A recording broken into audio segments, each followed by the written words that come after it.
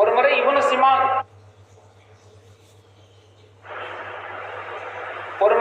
சிமாக் ரஹ்மத்துல்லாஹி அலைஹி அவர்கள்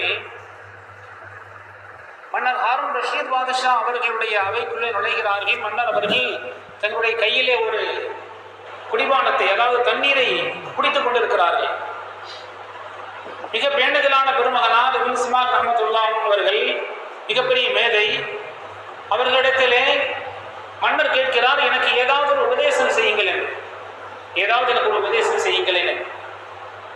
உடனே இப்னு சிமாக் ரஹ்மத்துல்லாஹி அவர்கள் சொல்கிறார்கள், உங்களுக்கு தாகம் எடுக்கிறது.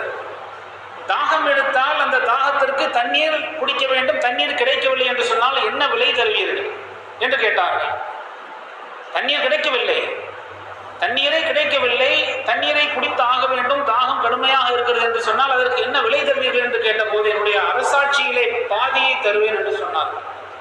சரி, இப்பொழுது தண்ணீரை குடித்து விட்டீர்கள், உபாதை கழிக்க வேண்டும், சிறுநீர் கழிக்க வேண்டும். சிறுநீர் கழிக்க முடியவில்லை, அதை சரி செய்ய வேண்டும் என்று சொன்னால் அதற்கு என்ன விலை தருவீர்கள் என்று கேட்டபோது, மீதமுள்ள அரசாட்சியை நாம் தந்து விடுவேன் என்றார். அப்படியானால் உங்களுடைய அரசாட்சி அதிகாரம், உங்களுடைய இத்தனை பெரிய சொத்தாக நீங்கள் நினைத்திருக்கக்கூடிய இந்த சாம்ராஜ்யம், இது ஒரு முறை தண்ணீர் குடித்து சிறுநீர் கழிப்பதற்கு சமம் என்பதை நீங்கள் விளங்கிக் கொள்ளுங்கள் என்றார்கள். இதுதான் அல்லாஹ்வுடைய நியமத்.